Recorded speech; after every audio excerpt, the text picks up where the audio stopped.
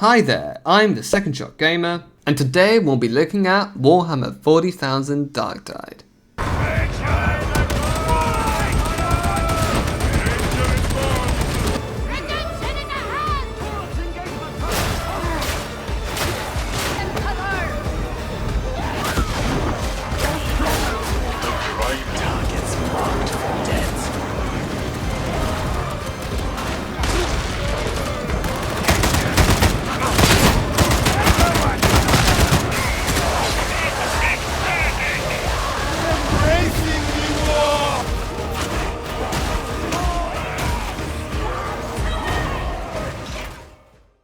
Darktide is a cooperative first-person shooter based in the Warhammer 40k universe, following the footsteps of Left 4 Dead or the more recent Vermintide series.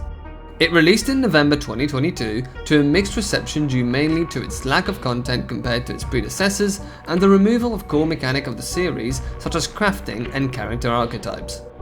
To give a brief overview of the gameplay, you're dropped in level with a melee weapon, a ranged weapon and some abilities, and you need to do X or Y objective and then reach the extraction point.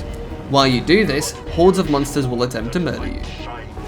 Enemies come in many different shapes and sizes, from the common fodder that die in a few hits and don't pose much threat individually, to the monstrosities, many bosses that will sometimes pop up to ruin your day. The game also features a healthy serving of special enemies with abilities that will disable you, block off whole areas, blow up in your face or snipe you. Keep in mind though that even the most basic fodder type enemy can become a real threat when you're faced with a whole pack of 20 or 30 of them rushing you from all directions. And this is where the meat of the game is. Things go bad very quickly if you don't pay attention or don't act as a group. One teammate gets disabled, the next gets hit in the back while trying to revive, and suddenly there's only 2 people left facing a horde.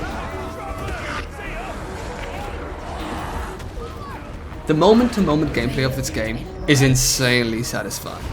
There is a certain therapeutic element to beheading hordes of mindless zombie-like creatures, which is captured to near perfection by the developers here. The game achieves this in part by having very solid melee mechanics. You can dodge, parry, and light, heavy and special attack with a mix of different combos, and your camera movement interacts directly with where your melee weapon will hit the enemy. All the melee weapons feel great, or dare I say visceral, and even the ranged weapons, which are historically not this studio's strong point, definitely feel punchy. Where this game differentiates itself from the base Left 4 Dead gameplay loop is that the game features progression and RPG mechanics. The characters you create, which will have one of 4 classes, will have their own level, a talent tree, weapons and gear you can swap out with different stats and modifiers called blessings. There is a lot of stuff to unlock, and the character skill trees are all diverse and let you select an interesting combination of active and passive skills. There are no tank, DPS or crowd control characters, as most of them can be built to fulfill one or more of those functions through those skill trees and equipment. The reason I'm revisiting this game after almost 2 years is related to the updates the game has received since launch. Many new features have been added, starting with the penance system, which is the game's innate achievements system, rewarding you for completing challenging tasks. This fixes 2 of the main problems of the game. The first being replayability, in that it gives a goal to players who have perhaps achieved max level with all characters to go above and beyond. The second being the lack of access to good looking cosmetics, which were otherwise behind a microtransaction paywall. Next, the game has fully fleshed out all of the skill trees. All of the tree nodes offer significant benefits, and the different active abilities are all worth it. This fixes a major problem at launch with customization, as Vermintide 2 came with 5 characters, each with 4 archetypes, for a total of 20 different ways to play the game. With the latest update, the game has also finally added an equivalent to crafting, which lets you level up mastery for specific weapon types as you use them, and then use your knowledge to upgrade your weapons and modify them. Gone are the days of the only obtainable loot being fully RNG, with a very low chance of getting what you actually want. It is done. Finally, the game has been getting constant content updates, adding new missions and weapons as time goes by.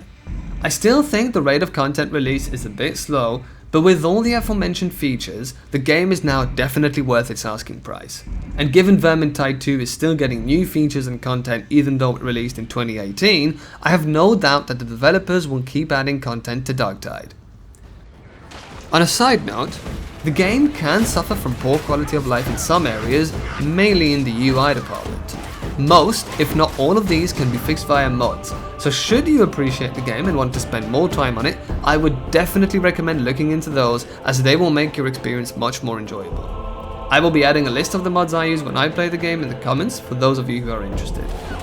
Darktide has always had a strong gameplay loop, but the progression mechanics and amount of content was completely unsatisfactory. Now that these problems have been fixed, I can safely recommend you give Darktide a second shot. Before I go, I would like to take this opportunity to remind you that I have a form link in the description where you can recommend games for review. I don't really know what I'm going to be reviewing next, so all recommendations are very welcome.